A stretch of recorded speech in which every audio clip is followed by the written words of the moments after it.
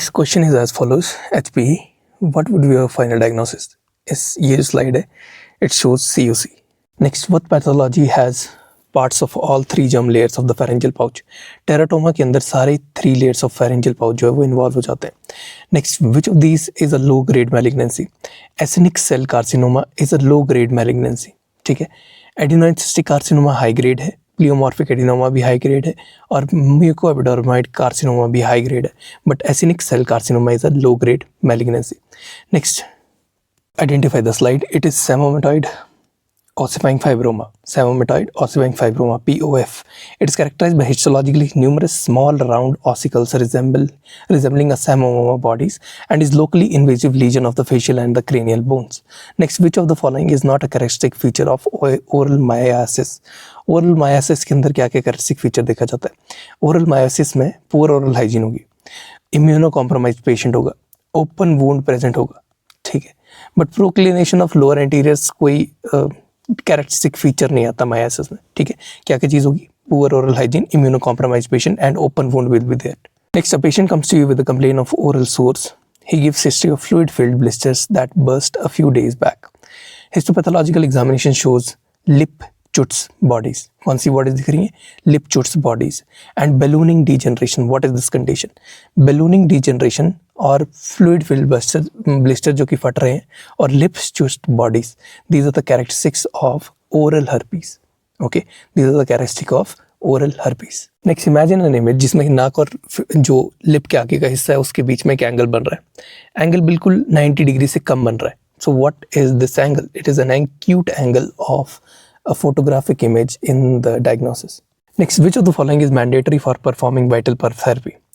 Rubber dam isolation जो होती है वो मैंडेटरी चीज़ होती है for performing a vital pulse therapy. ठीक है, डेंटल ऑपरेटिंग माइक्रोस्कोप इतना ज़रूरी नहीं होता, डाइकल इतना ज़रूरी नहीं होता, एपेक्स लोकेटर इतना ज़रूरी नहीं होता, but rubber dam is a vital thing or it is a key thing, mandatory thing that is to be needed for performing vital pulse therapy. Key recommendation for vital pulse therapy procedures as given in the latest position statement by Indian Endodontic Society 2023. Appropriate diagnosis and case selection are imperative for success of vital pulse therapy procedures. Isolation under rubber dam is mandatory and the use of magnification loupes or microscopes is preferable. 2.5% sodium hypochlorite is used for disinfection for arresting the bleeding. Control of bleeding is the measure of level of the inflammation and homeostasis that should be achieved within 5 to 10 minutes after performing vital pulse therapy. ठीक है, calcium silicate based cements such as MTA or pyridine are preferred as a pulp capping agents. Appropriate permanent restoration, that is direct or indirect restoration, should be placed following a proper assessment of the remaining tooth structure.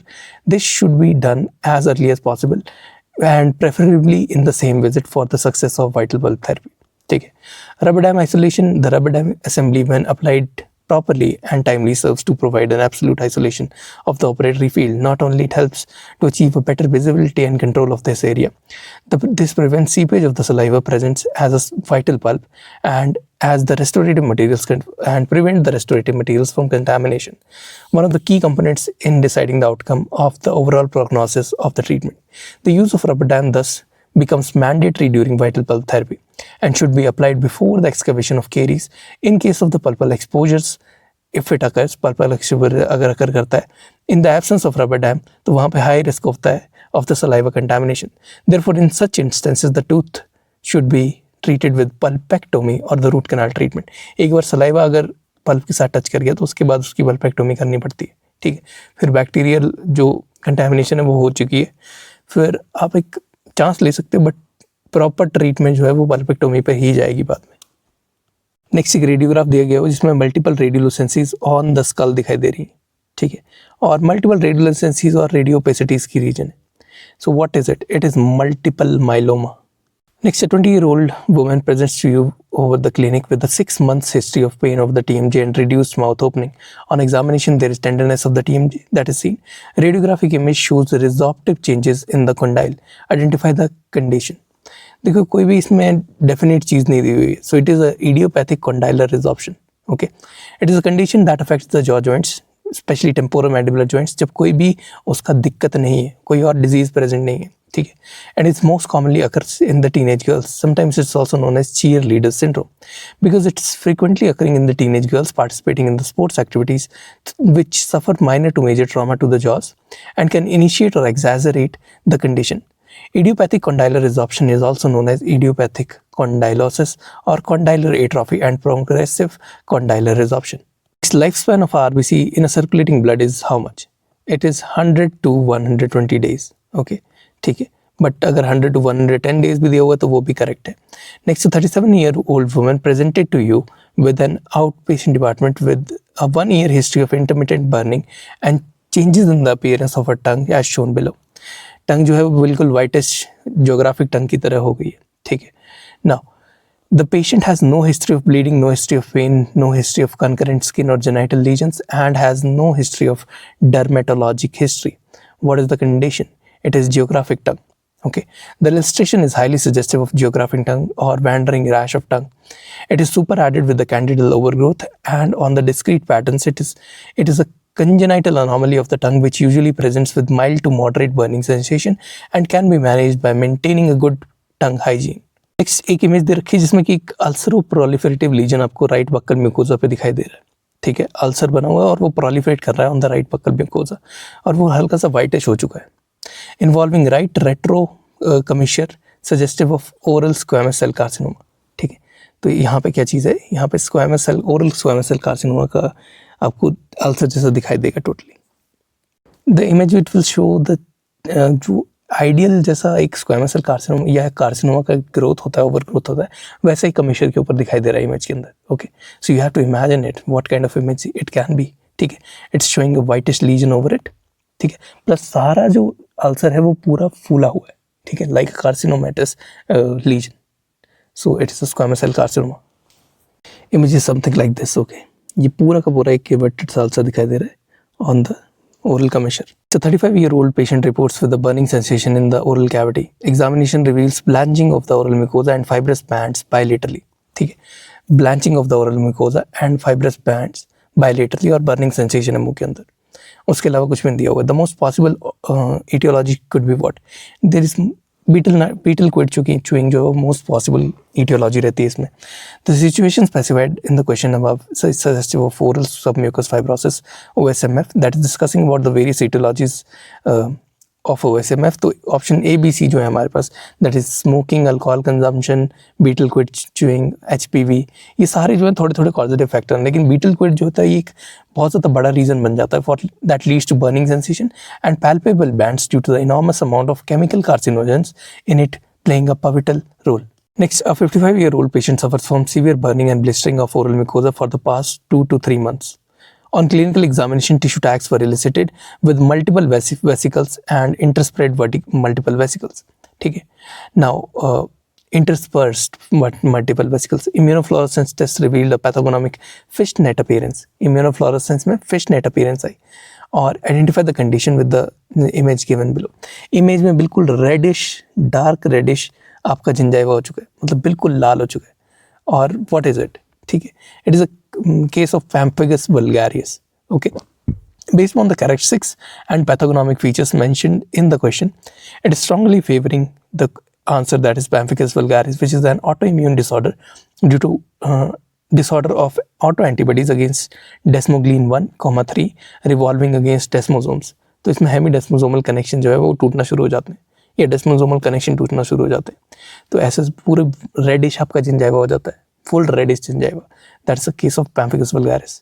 Nikolsky sign is not seen in what? Nikolsky sign कहाँ देखा जाता है? पैम्फिगस vulgaris के अंदर Nikolsky sign देखा जाता है, toxic epidermolysis, necrolysis के अंदर देखा जाता है, और स्टेफाइलोकोकस स्केल्ड स्किन सिंड्रोम के अंदर देखा जाता है. बट बुलोइड पैम्फिगॉइड के अंदर नहीं देखा जाता निकोल्स्की साइन. ठीक है, बुलोइड पैम्फिगॉइड के अंदर निकोल्स्की साइन नहीं देखा जाता. Nikolsky sign is defined as dislodging of epidermis by the lateral finger pressure in the vicinity of the lesion leading to erosive lesion. It is present in pemphigus vulgaris, मतलब उसको अगर आप उंगली रखोगे और स्लिप करोगे तो ऊपर की एपिडर्मिस बाहर आ जाएगी. टॉक्सिक एपिडर्मल नेक्रोलिसिस में देखा जाएगा, स्टेफाइलोकोकस स्केल्ड स्किन सिंड्रोम में देखा जाएगा. But it is not seen in bullous pemphigoid. The following histopathological picture is suggestive of what? This is a picture of पैम्फिगस वल्गैरियस। ठीक है, यहाँ पे इंट्रा एपिथेलियल स्प्लिट दिखाया गया है। This whole thing is a intra epithelial split and a white area in the diagram. ठीक है, ये जो वाइट एरिया है वही शो कर रहा है intra epithelial split after a spinous cell layer resulting in the blister formation clinically suggestive of pemphigus vulgaris. इसमें क्या है, इंट्रा एपिथेलियल स्प्लिट है, लेकिन हमारे जो बाकी दो ऑप्शन दिए हुए हैं जैसे कि कीका ट्रेकियल पैम्फिगॉइड और बुल्लस पैम्फिगॉइड, कीका ट्रेकियल पैम्फिगॉइड और बुल्लस पैम्फिगॉइड में सब एपिथेलियल स्प्लिट होता है। ठीक है, बिल्कुल एपिथेलियम के नीचे स्प्लिट होगा, बिल्कुल एपिथेलियम के नीचे स्प्लिट होगा, इंट्रा एपिथेलियल स्प्लिट नहीं होगा, विद इन फुल एपिथेलियम नहीं होगा, बिल्कुल एपिथेलियम जहाँ पे एंड करी वहीं पे स्प्लिट हो जाएगा in the bullous pemphigoid and cicatricial pemphigoid. Identify the appliance given in the image below, that is ये वाला अप्लायंस जो है दिस इज बायोनीटर। ठीक है, इसकी शक्ल देख लो एक बार, it is a bionator. Lingual side पे ये ऐसा करके एक पेंड बनाया हुआ है और ये ऐसा करके लेबल भी बना हुआ है। Okay, what is the given orthodontic appliance, इसमें दो मोलर बैंड लगे हुए हैं। ठीक है, उसके बीच में ये एक अप्लायंस लगा हुआ है ऐसा करके। ठीक है, so this is a NiTi expander. कैसा सा है, नाइटा एक्सपेंडर है, बीच में नाइटा वायर लगी हुई है। Okay, identify the appliance from the image given below, ये अप्लायंस जो है दिस इज अ हर्ब्स्ट अप्लायंस। ठीक है, दिस इज अ हर्ब्स्ट अप्लायंस, जैसे कि एक पूरा मैकेनिकल एक आर्च की तरह दिखाई देता है ये Herbst appliance. Identify the appliance in the image below, it's a fix appliance for thumb sucking. ये थंब सकिंग के लिए फिक्स अप्लायंस है जिसमें कि ऊपर नीचे दिए होते हैं। ठीक है, जो थंब सकिंग वाला अप्लायंस होता है उसमें जो क्रिब होता है उसकी जो लेंथ होती है वो ऊपर नीचे होती है। ठीक है, it's not a uniform length. Next in the radiograph identify what is this. ठीक है, इसमें जो प्लेट्स हैं उनको आइडेंटिफाई करना है। These are 3D plates. ठीक है, ये शैम्पी मिनी प्लेट नहीं है, बोन ग्राफ्टिंग नहीं है, डायनामिक कंप्रेशन प्लेट नहीं है, these are the 3D plates. Next, which of the following are predisposing factors for oral squamous cell carcinoma. देखो, predisposing factors for oral squamous cell carcinoma क्या रहता है, gender male predilection ज़्यादा रहती है, oral leukoplakia in a patient who does not smoke, ऐसा patient जो smoke नहीं कर रहा उसको में ओरल ल्यूकोप्लेकिया देखा जाता है, ओरल हाई माइटोटिक इंडेक्स देखा जाता है सेल्स के अंदर। ठीक है, these are the predilection for oral squamous cell carcinoma. ठीक, IUPR दिया हुआ है जिसमें कि लेटरल इंसाइजर के नीचे हमारा पेरिपाइकल पैथोलॉजी बनी हुई है। ओके, नाउ पूछा कि what should be treatment of this tooth, तो there should be RCT followed by observation and resolution of the abscess. The IOP of the periapical abscess in relation to 1-2 which needs emergency access opening and drainage of the abscess. The root canal treatment is needed, but final stage of obturation must be done only after the infection has subsided with antibiotics or incision drainage, whatever is indicated. A 15-year-old girl underwent a surgery of a temporomandibular joint 4 months ago. Her follow-up CT scan shows the findings as highlighted in the image below. What is the possible anomaly in this case? ठीक है, इसमें दिखाया जा रहा है traumatic temporomandibular ankylosis. ये जो है टेम्पोरोमैंडिबुलर एंकाइलोसिस हो चुकी है due to trauma. The image of the CT scan shows temporomandibular joint. The scan shows a bridge of bone running from the condylar head to glenoid fossa, as denoted by red circles, and this is suggestive of temporomandibular joint ankylosis. Given that the patient had the history of TMJ surgery, there is a possibility that the surgery might have resulted in some trauma to the joint capsule, which eventually led to the traumatic joint ankylosis. Next, एक tooth की image दे रखी है जहाँ पे subluxation हो रखी है। Image से पता चल रहा है, लिखा हुआ नहीं है। उसमें पूछे splinting time required for this case management should be how much, तो answer is 4 weeks should be the splinting time in the case of subluxation. Okay, concussion के टाइम, कंकशन का अगर पेशेंट आ रहा है तो no splinting is required. Subluxation का अगर पेशेंट आ रहा है तो 2 वीक्स की स्प्लिंटिंग रिक्वायर्ड होती है if the tooth is excessively tender. Okay, 2 weeks की स्प्लिंटिंग रिक्वायर्ड होगी if the tooth is excessively tender for subluxation. Extrusive luxation, अगर बाहर को दांत आ गया तो वहाँ तब भी 2 वीक्स की हमारी स्प्लिंटिंग रिक्वायर्ड होती है। लेटर लक्सेशन में 4 वीक्स की स्प्लिंटिंग रिक्वायर्ड होती है। लेटर लक्सेशन में 4 वीक्स की स्प्लिंटिंग रिक्वायर्ड होती है। तो यहाँ पे दांत जो है वो लेटरली लक्सेट हो चुका है अगर मान लो इमेज में, तो वहाँ पे 4 weeks you have to give for splinting. अगर इंट्रूसिव लक्सेशन है, मतलब दांत अंदर की तरफ घुस गया है, ठीक है, या पैलेटली चला गया, तो वहाँ पे भी 4 वीक्स की स्प्लिंटिंग रिक्वायर्ड होती है। If the tooth has avulsed from its socket, तो वहाँ पे 2 to 4 वीक्स की जो हमारी स्प्लिंटिंग है that is required on the basis of extra alveolar जो हमारी बोन है उसके बेसिस पे। Next, a 35-year-old male patient complains of burning sensation on eating spicy food. On palpation, there are vertical fibrous bands. ठीक है, spicy food खाने पे उसको बर्निंग सेंसेशन है। पैल्पेशन पे वर्टिकल फाइब्रस बैंड्स है running bilaterally over the buccal mucosa. What is the possible cause of this condition? यहाँ पे एरेका नट और बीटल क्विड च्यूइंग जो होती है वो सबसे ज़्यादा कॉमन कॉज रहता है ऑफ OSMF, ठीक है, जिसमें बायलेटरल बैंड्स रह जाते हैं और जो पेशेंट है वो उसमें बायलेटरली बक्कल म्यूकोसा के अंदर बैंड्स बनना शुरू हो जाते हैं और बर्निंग सेंसेशन हो जाती है और ईटिंग स्पाइसी फूड, ठीक है। OSMF की कुछ क्राइटेरिया होती है, इटियोलॉजी होती है, उसमें क्रॉनिक इरिटेशन जैसे चिली हो गया, लाइम हो गया, बीटल नट हो गया, टोबैको च्यूइंग हो गया, ठीक है, इन सब की चीज़ों की वजह से हो सकता है। कोई भी डेफिशिएंसी डिजीज़ की वजह से हो सकता है, डिफेक्टिव आयरन मेटाबॉलिज्म की वजह से हो सकता है, bacterial infection, collagen disorder, immunological disorder plus genetic disorders, ये सारे डिसऑर्डर भी इसमें OSMF में एक इटियोलॉजी की तरह काम करते हैं। Next, a patient with mid symphysis fracture develops gonial flaring after fracture reduction, मतलब गॉनियल फ्लेयरिंग हो जा रही है after fracture reduction. How would this have been prevented? देखो, अगर आप लिंगुअल कॉर्टिकल प्लेट रिडक्शन कर दोगे, if you will lingual cortical plate की अगर रिडक्शन कर दोगे तो वहाँ पे गॉनियन फ्लेयरिंग जो है वो प्रिवेंट हो जाएगी। इमेजिन करो मैंडिबल जो है 2 हिस्सों में टूट गई है, तो मैंडिबल बीच की तरफ आ रही है, जो पीछे के 2 हिस्से वो पास आ रहे हैं, तो आगे से मैंडिबल जो है खुल रही है, ठीक है, आगे से खुल रही है। तो यहाँ पे जो 2 प्रोमिनेंसेस बनेंगे, these are known as gonial prominences, okay. As seen above, the Winfried's fracture result in gonial flaring and result appears that face appears to be widened anteriorly. पीछे से वो वाइड नहीं हुआ है, एंटीरियरली वाइड हो गया। तो this can be prevented by proper reduction of the lingual plate first along with the buccal plate, ठीक है, ताकि लिंगुअल और बक्कल प्लेट प्रॉपरली अलाइन कर जाएं। उसके बाद आपकी जो बोन है वो भी अपने पूरी अलाइनमेंट में आ जाए, ठीक है। सो इससे you could have prevented the gonial flaring. Question is, a known diabetic patient is administered local anesthetic for mandibular third molar extraction. After this, he develops sudden diplopia. Diplopia का क्या reason रहा होगा? इसमें sudden hypoglycaemic episode जो है वो diplopia का reason रहता है इन द डायबिटिक पेशेंट्स जिनमें अगर आप एक्सट्रैक्शन कर देते हो तो। इससे आपको एक इमेज दे रखी है जिसमें डबल हैंडल है पकड़ने के लिए और बीच से एक हैंडल से निकल रहा है, मतलब it's a cross bar elevator जिसके एंड पे एज अ क्रायर जैसा आपका स्ट्रक्चर बना होता है, ठीक है। नाउ किस प्रिंसिपल पे ये काम करता है? It works on wheel and axle principle, ठीक है। Cross wall elevator, it will work on wheel and axle principle. Next, which nerve is tested when we put salt on anterior 2/3 of the tongue? Chorda tympani nerve जो है वो test की जाती है on when we put salt on anterior 2/3 of the tongue. जो nerve responsible होती है for taste sensation in anterior 2/3 of the tongue, that is chorda tympani branch of the facial nerve. Next, phrenic nerve किसको supply करती है? Phrenic nerve supply करती है diaphragm को. The phrenic nerve is a mixed motor sensory nerve that originates from C3 to C5.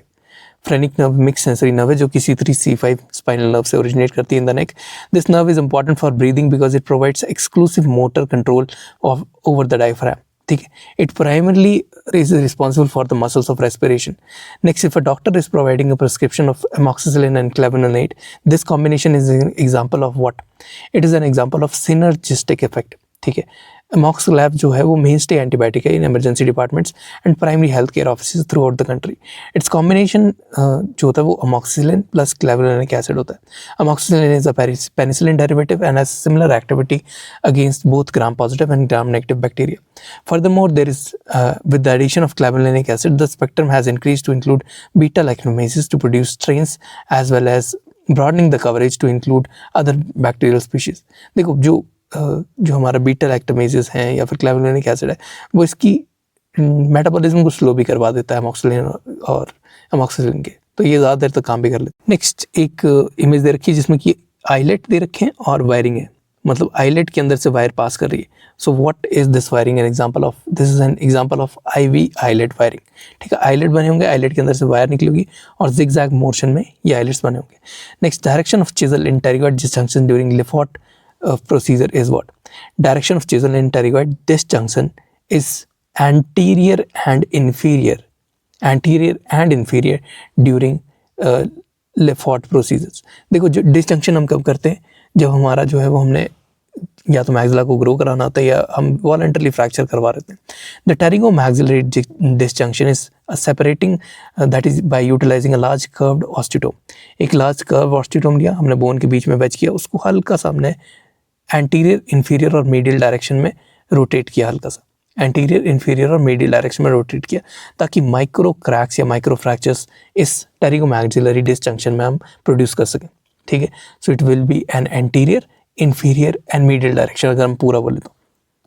Next, which of the following is the drug of choice given for painful diabetic neuropathy, post-herpetic neuralgia and spinal cord surgery? देखो, जो भी neuropathy के ज़्यादातर patients होते हैं उनमें प्रीगाबालिन दी जाती है.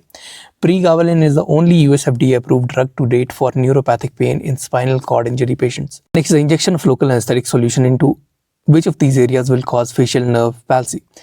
अगर आप पैरोटिड ग्लैंड में लोकल एनेस्थेटिक सॉल्यूशन को डिपॉजिट कर देते हो तो it will likely be causing facial nerve palsy. ठीक है, पैरोटिड के अंदर आप कैप्सूल के अंदर पेनिट्रेट करके डायरेक्टली डिसॉल्व कर रहे हो तो. Next, all of the following can be used as a chemical in gingival retraction cord except what? देखो, aluminium chloride can be used as a chemical in gingival retraction cords. Epinephrine तो use होता ही होता है. Aluminium sulphate भी use किया होता है. Aluminium chloride, aluminium sulphate use होता है. ये एपिनेफ्रिन भी यूज़ होता है. But magnesium hydroxide it is not used in gingival retraction chords.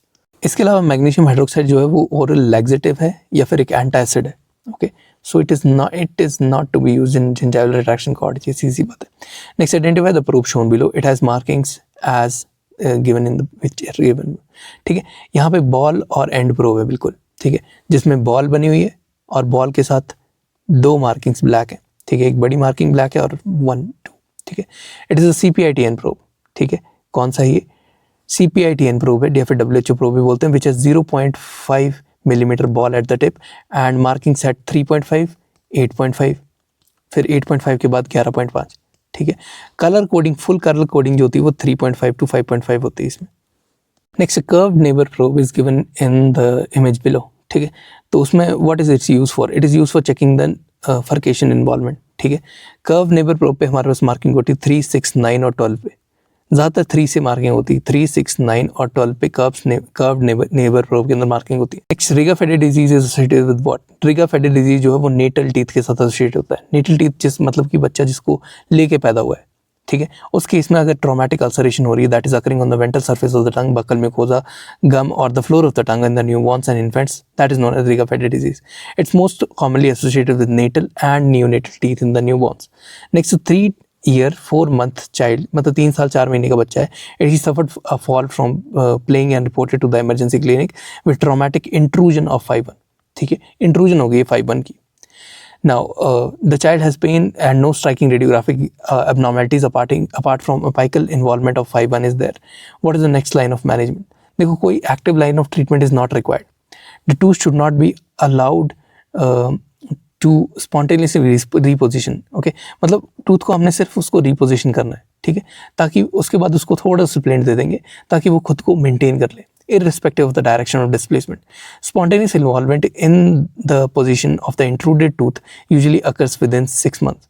6 months में सारा रिजॉल्व कर जाएगा. In some cases 1 year के अंदर ये सारा रिजॉल्व खुद ही कर जाता है. So you need not to do anything. No active treatment is required, but follow up is required. Okay. क्या नहीं करोगे इस केस में? You will not extract 5-1. ठीक है, you will not attempt to get 5-1 in the correct position by splinting it. ठीक है, ठीक है, उसको करेक्ट पोजीशन पे नहीं लाना उसको. ठीक है, उसको हल्का सा सपोर्ट दो और उसको एक्सट्रैक्ट भी नहीं करना है. ठीक है, कोई फर्दर ट्रीटमेंट नहीं देनी है क्योंकि वो खुद ही खुद अपना ग्रो करके नॉर्मल पोजीशन पे आ जाएगा within 6 months to 1 year. Next, 2 months old child has appears to be a small calcific growth in the mandibular anterior region. What should be the next step? Check and tell patient not to worry. It will form incisors around 6 months. ठीक है, हल्की सी जो calcific growth होती है on the anterior reason of the mandible वो दिखाई देती है. ठीक है, जिससे कि इंसाइजर निकलते हैं हमारे. Next, 10-year-old child has delayed milestone, difficulty in learning basic tasks, his minimal social interaction and prefers to play alone. Diagnosis of this condition is what? He is suffering from autism. Okay, minimal social interaction and prefer to play alone are the characteristic of autistic child. Differently abled patients suffering from mental retardation, cerebral palsy, autism, etc. They have difficulty in maintaining oral hygiene by themselves. So if these patients have anterior open bite or mouth breathing or incompetent lifts, then it will provide a conductive environment for flies to lay their eggs and larvae to pupate. In a situation, if these patients have undergone tooth extraction, if they have neglected mandibular fracture, if they undergo mechanical ventilation, they are at the risk of infestation of this larvae. क्योंकि ये रात को मुंह खोल के सोते हैं तो इनके मुंह के अंदर मक्खियाँ घुसने के चांस रहते हैं और मक्खियाँ जो इनके मुंह के अंदर जाके अंडे भी दे सकती हैं जिनके लार्वे इनको अफेक्ट कर सकते हैं. Next, in which country oral myiasis is most prevalent? Oral myiasis जो होता है वो सबसे ज़्यादा प्रेवलेंट है इंडिया में. Several authors argue that myiasis occurs predominantly in the countries with the hot weather. The countries with most affected diseases are India, Tanzania, Brazil, Australia, which are countries on their respective continents with this climate characteristic. Furthermore, India, Tanzania, Brazil have underdeveloped and developing countries, and they're demonstrating the social nature of the disease.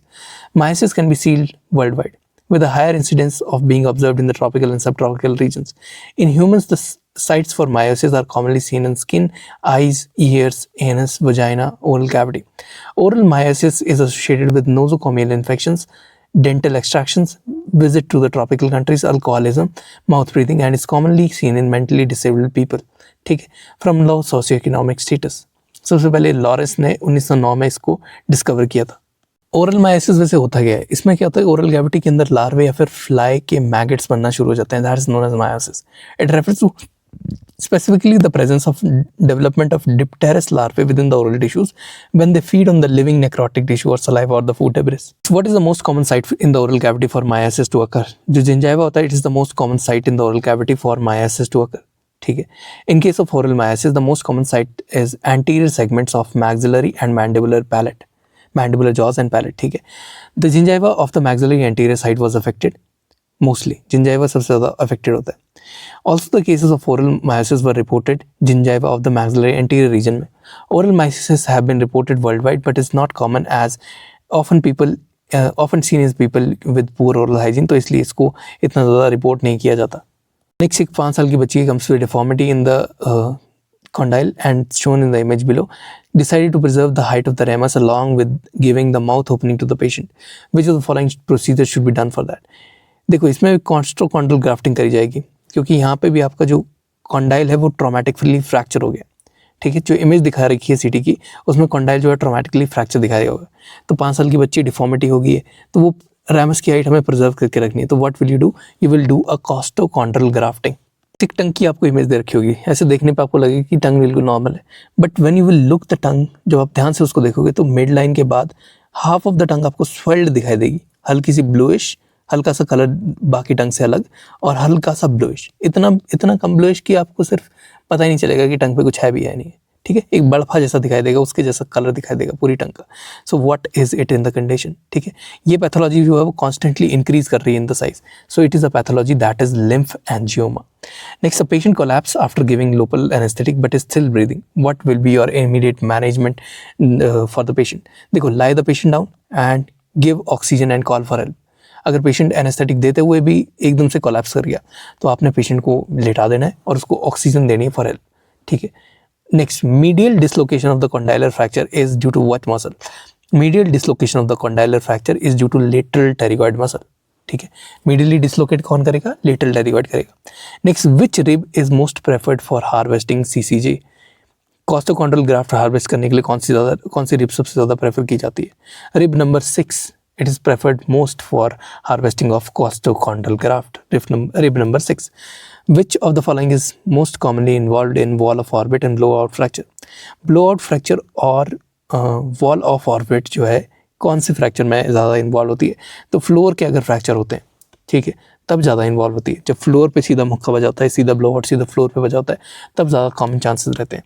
Next, patient with rheumatoid arthritis. Patient है rheumatoid arthritis का, affecting TMJ, comes with the development of interior open bite and pain in the mouth while opening.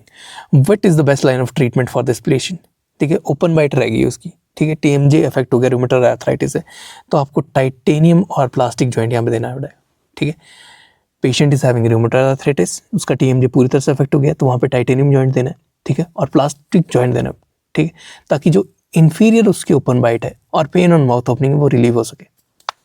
यहाँ हम polyethylene plastic joint इसलिए दे रहे हैं because the patient is likely having and stage inflammatory destruction with the loss of ramus height in rheumatoid arthritis. ठीक है, जिसकी वजह से एंटीरियर ओपन बाइट हो रही है और पेन हो रही है. After performing gap arthroplasty for TMJ ankylosis, gap arthroplasty कर दिया आपने. Which of these procedures will help in functional rehabilitation of the patient. Gap arthroplasty कर दी है, उसके बाद TMJ एंकालोसिस के लिए हमने करी है, तो आपको क्या करना है उसके बाद आपने एग्रेसिव फिजियोथेरेपी करानी होती है. ठीक है, aggressive physiotherapy. Next, most common site of CSF linkage from middle third of the face is what? Most common site of CSF leakage from the middle third of the face is tegmen tympani. कहाँ से होता है?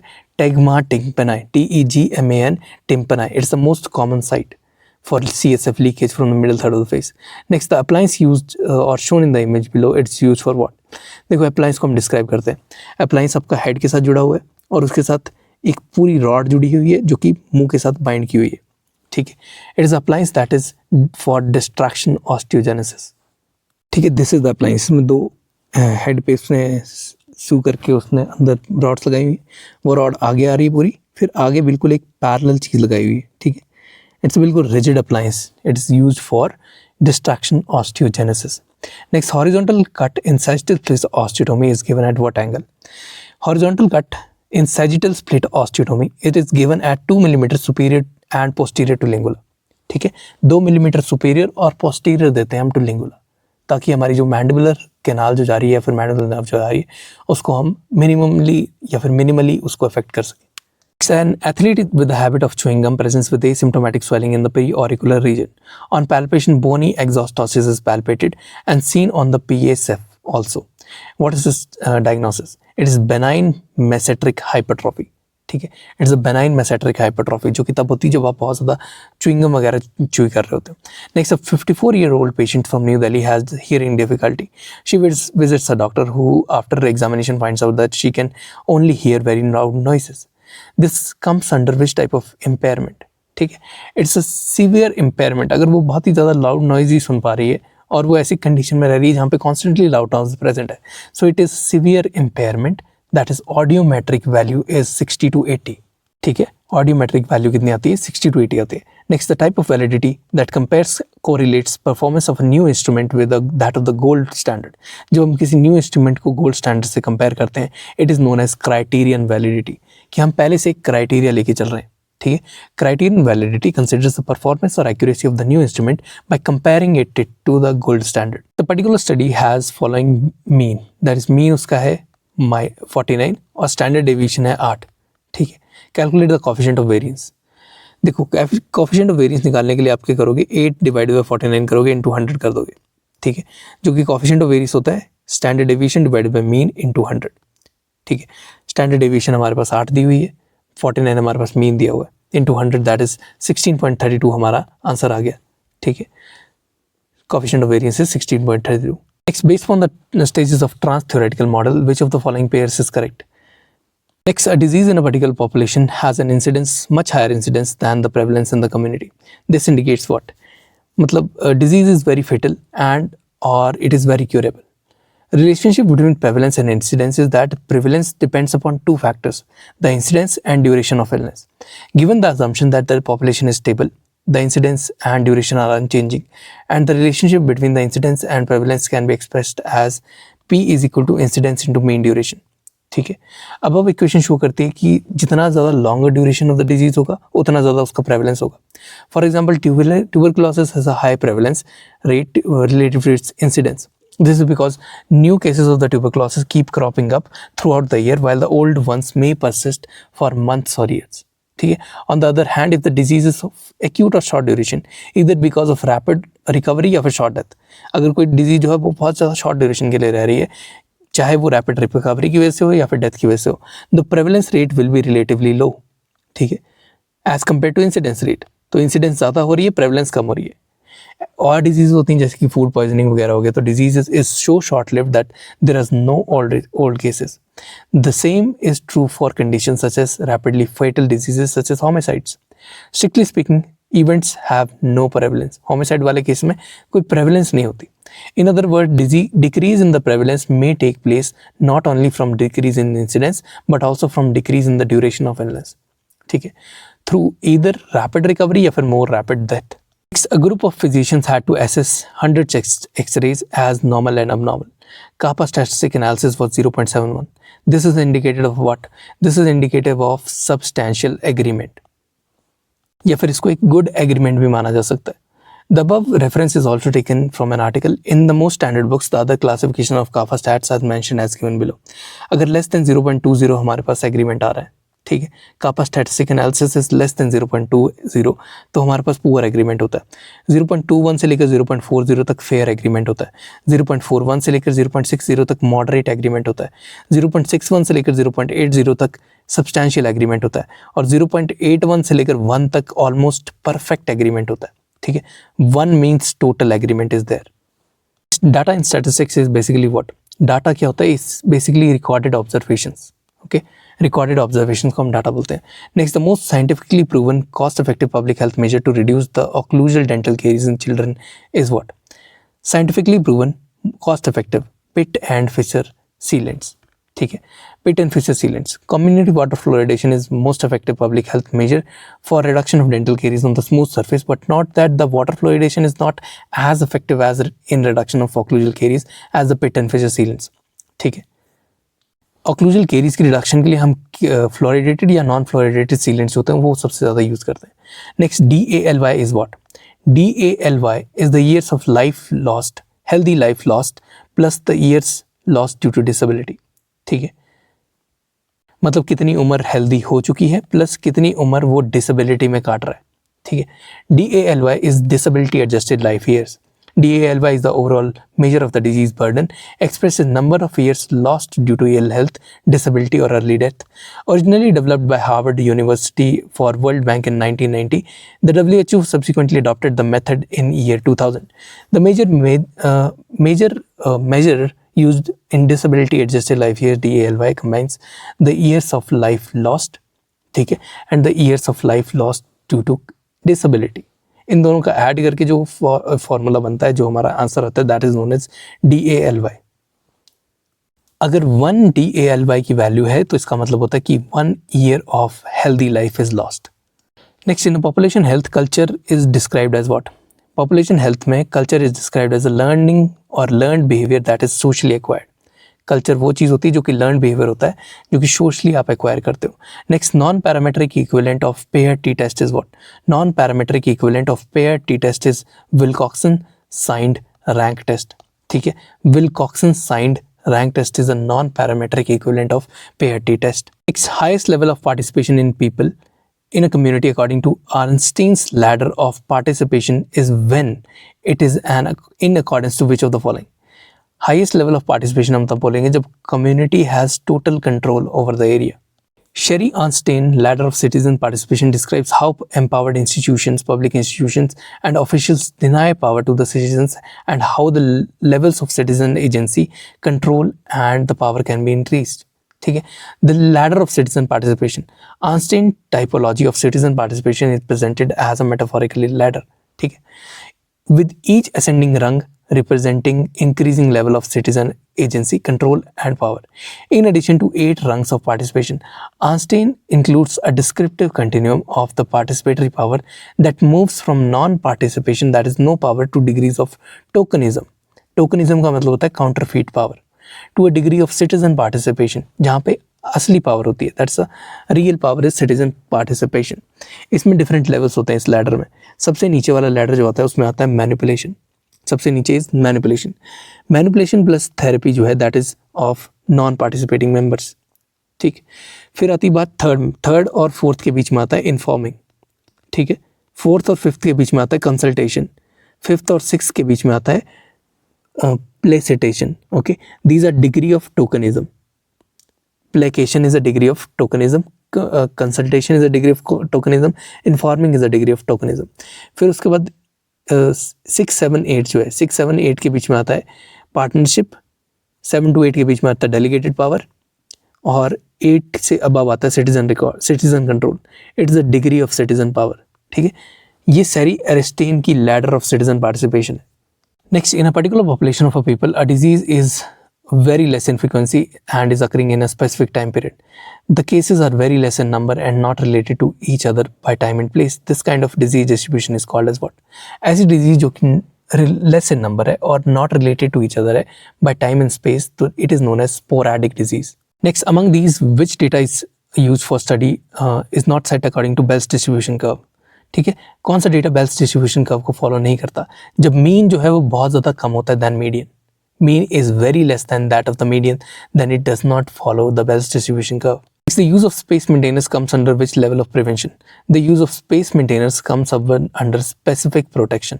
क्योंकि यहाँ पे space maintainer हमें पता है कि यहाँ पे दांत आएगा तो हम उस चीज़ को स्पेसिफिकली प्रोटेक्ट करने की कोशिश करें और स्पेस को स्पेसिफिकली प्रोटेक्ट करने की कोशिश करें.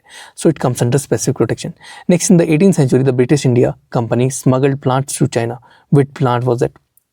The answer is opium. ठीक है, जो British India company 18th century में प्लांट स्मगल करके चाइना ले गए थे वो था opium. Next, according to WHO primary health care concept, the government of India has provided PHCs in the hilly areas at what proportion of the population? 1 PHC is present at 20,000 population. ठीक है, WHO के हिसाब से PHC का जो होता है, एक PHC उन्होंने सप्लाई की है 20,000 की पॉपुलेशन के लिए. ठीक है, सब सेंटर या फिर जो हमारा एरिया होता है, सब सेंटर जो होता है वो 5,000 लोगों के लिए होता है. ठीक है, और हिली ट्राइबल एरियाज़ में 3,000 लोगों के लिए होता है सब सेंटर. फिर प्राइमरी हेल्थ सेंटर आता है, वो 30,000 लोगों के लिए होता है.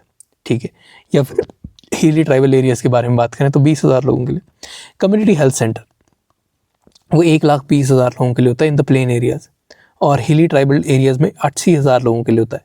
Okay, application of group study to individual by drawing data from the larger group to describe a single individual is known as what? It is known as ecological fallacy. ठीक है, application of a group study to individual by drawing data from a larger group to describe a single individual, उसको बोलते हैं ecological fallacy. Atomistic fallacy, that is making incorrect inferences at a group level based upon information of individual level. ठीक है, दो तरह की fallacy के बारे में बात की. ऊपर हमने बात की इकोलॉजिकल फैलेसी के बारे में, इसका बिल्कुल उल्टा होता है एनाटोमिस्टिकली फैलेसी, एनाटोमिस्टिक फैलेसी. इसमें क्या होता है कि इनकरेक्ट इन्फ्रेंस ग्रुप लेवल पे निकालते हैं. हम एक इंडिविजुअल को देख के पूरे ग्रुप की इन्फ्रेंस निकालने की कोशिश करते हैं. ठीक है, तो दैट इज अ एनाटोमिस्टिक फैलेसी. और इसका उल्टा हो गया इकोलॉजिकल फैलेसी. इकोलॉजिकल फैलेसी में पूरे ग्रुप को देखा जाएगा, फिर उस ग्रुप की क्या कैरेक्टरिस्टिक है उसके हिसाब से बंदे की कैरेक्टरिस्टिक बताए जाएंगे. Next, a study which calculates the probability of an event occurring as compared to the probability of an event that is not occurring is carried out by calculating what? It is carried out by calculating odds of an event. ऐसी study जो कि calculate कर रही है probability of event जो कि अकर करेगा और probability of event जो कि अकर नहीं करेगा. ठीक है, उसको बोलते हैं odds. That is occurring divided by non-occurring is the odds of the event. Next, outliers are extreme values that stand out greatly from the overall pattern of values and are not affected by what? Outliers होते हैं वो extreme values होती है और and they are not affected by interquartile range. Interquartile range होती है वो Q3 to Q1 होती है. It is not affected by extreme values or outliers. ठीक है, रेस्ट तीन ऑप्शन जो है जैसे कि रेंज, मीन और स्टैंडर्ड डेविएशन, ये एक्सट्रीम वैल्यूज से अफेक्ट होती हैं. ठीक है, बट आउटलायर्स जो होती हैं वो अफेक्ट नहीं होती हैं. Next, the standard deviation explained by which of the following? Standard deviation का मतलब होता है measure of dispersion around the mean. Standard deviation is the measure of dispersion around the mean. Okay, there are various measures of variation or dispersion as it is technically called, of which following are widely known. सबसे पहले आता है range, फिर आता है mean या फिर average deviation, फिर आता है स्टैंडर्ड डेविएशन. रेंज आता है, फिर मीन डेविएशन, एवरेज डेविएशन, फिर स्टैंडर्ड डेविएशन आता है. Standard deviation is most frequently used measure of deviation. In simple terms it is defined as root mean square deviation and it is denoted by Greek letter sigma or CR or by the initials SD. Which of the following is the most commonly fractured bones of the face? सबसे ज़्यादा commonly fractured जो bone हो जाती है that is the nasal bone. ठीक है. Next, the universal immunization program in the India does not include vaccination of which? देखो, measles की वैक्सीन इंक्लूड करता है, DPT की वैक्सीन इंक्लूड करता है, BCG की वैक्सीन इंक्लूड करता है universal immunisation programme, but HPV human papilloma virus की जो वैक्सीन है उसको इंक्लूड नहीं करता. ठीक है. Under the Universal Immunization Program, the Government of India is providing vaccination to prevent 11 vaccine preventable diseases जैसे diphtheria, pertussis, tetanus, polio, measles, rubella and severe form of childhood tuberculosis, hepatitis B, hemophilus influenza B and pneumococcal and diarrheas due to rotavirus. इनके लिए vaccine जो है वो universal immunisation programme जो है provide करता है. ठीक है, बट ह्यूमन पैपिलोमा वायरस के लिए प्रोवाइड नहीं करता. Next, in a study done to assess the efficiency of hypoglycemic drug on a diabetic patient, glycosylated hemoglobin HbA1c levels were checked before and after the therapy. The statistical test to be applied in the study is what? It is a paired t-test. ठीक है, जो test यहाँ पे लगाएगा that is known as a paired t-test. क्योंकि हम यहाँ पे एक चीज़ को HbA1c के लेवल्स को before and after the test multiple patients में चेक कर रहे हैं, ठीक है। The swine flu outbreak was in news recently, it is characterise as what? Swine flu outbreak was a pandemic, alright.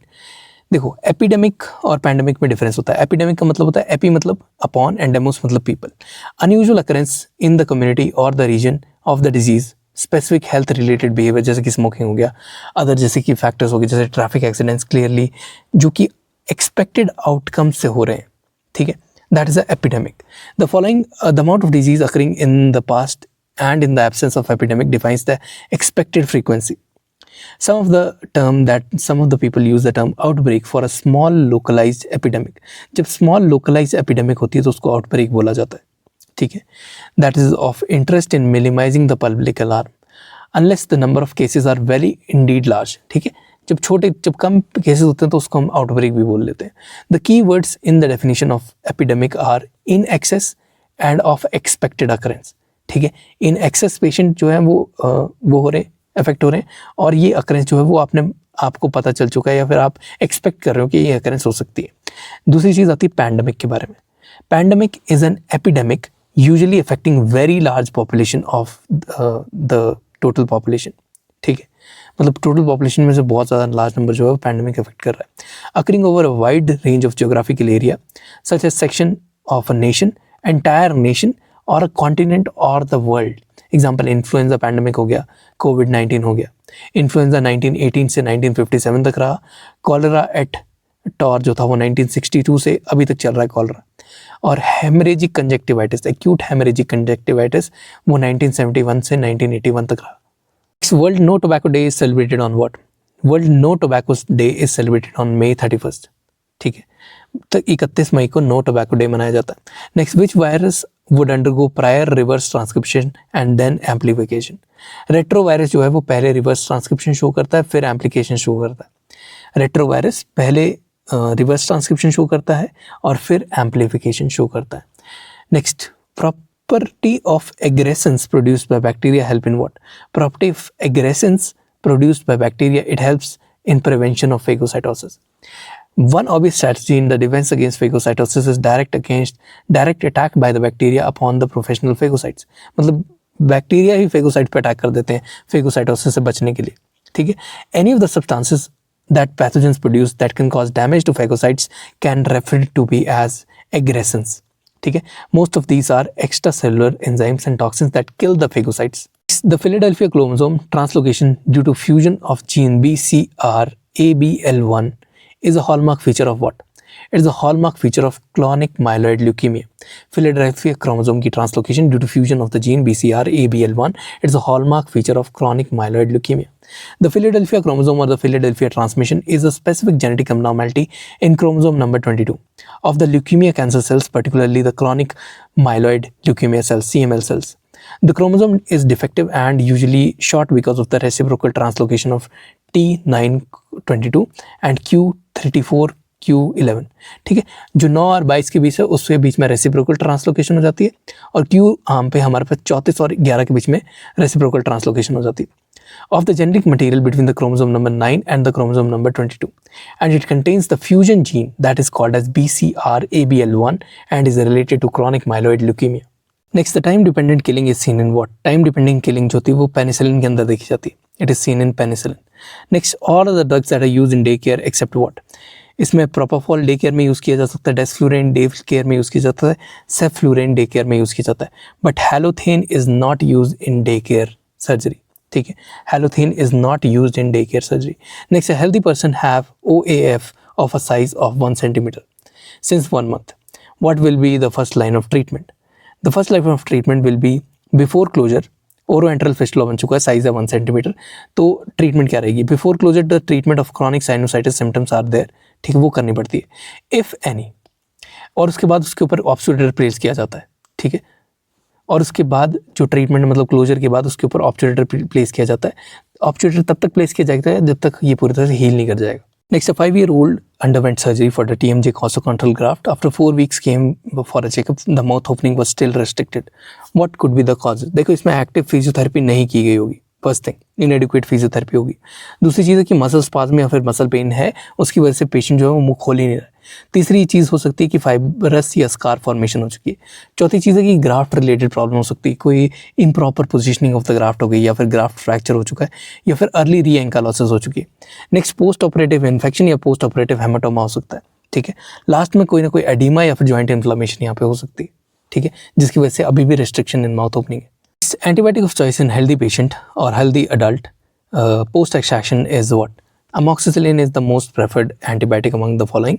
Amoxicillin के अलावा जो ऑप्शन है दैट इज टेट्रासाइक्लिन, सफिक्साइम, लेवोफ्लॉक्सासिन, लेकिन अमोक्सिसिलिन सबसे ज़्यादा प्रेफर किया जाता है। Next, during the extraction patient became unresponsive but breathing treatment can be what? ठीक है, एक्सट्रैक्शन के दौरान पेशेंट अनरिस्पॉन्सिव हो गया लेकिन अभी भी सांस ले रहा है, तो ट्रीटमेंट क्या होगी? आपको रिक्लाइन करनी है chair, give oxygen and shout for help. Okay, that is the only thing that you can do. Next, in a skull base injury में emergency treatment for primary management will be what? Skull base injury में emergency management is orotracheal intubation. ठीक है, that's for primary management of the airway. Orotracheal intubation skull based injury के अंदर। Next, cleft lip and palate is associated with all except what? Cleft lip और palate जो होता है वो peri-robin syndrome के साथ एसोसिएटेड होता है। पॉप्लिटियल टेरिजियम सिंड्रोम के साथ एसोसिएटेड होता है। PTERYGIUM सिंड्रोम के साथ एसोसिएटेड होता है। नेक्स्ट, वैंडर वॉडे सिंड्रोम के साथ एसोसिएटेड होता है क्लेफ्ट लिप और पैलेट, लेकिन गार्डनर सिंड्रोम के साथ it is not associated. Cleft lip and palate is not associated with the Gardner's syndrome. Next, choice of intubation in bilateral TMJ ankylosis for oral surgeries is what? Choice of intubation in bilateral TMJ ankylosis for oral surgeries is North Pole Ray Tube. क्या चीज़ होती है? North Pole Ray Tube, RAE tube. North Pole Ray Tube. Next, the maximum vascularity and nerve supply is seen in what? ये जो चार option है, fibrocartilage disc, articular disc, temporomandibular ligament and retrodiscal tissue. जो retrodiscal tissue है, the retrodiscal tissue, उसमें maximum vascularity देखी जाती है and maximum nerve supply is seen. Next, the platelet derived growth factors are released by what? Platelet derived growth factors are released by alpha granules. ठीक है, platelet derived growth factors जो होते हैं वो alpha granule जो हैं उनसे release किए जाते हैं।